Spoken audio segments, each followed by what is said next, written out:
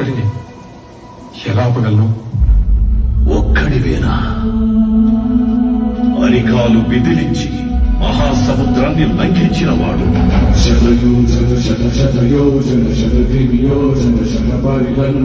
రాక్షస సైన్యాన్ని మట్టుపెట్టి రావణుడి సింహాసనాన్ని కంపించిన వాడు.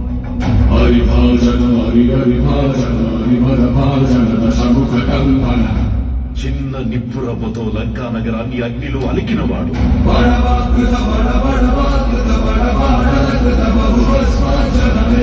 త్రేతాయుగంలో రాముడి నీడయ్యాడు.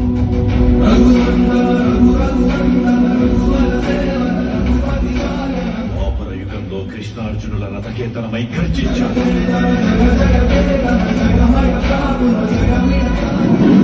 కలియుగంలో ధర్మం కోసం పోరాడే ప్రతి ఒక్కరి వెంట ఉన్నాడు.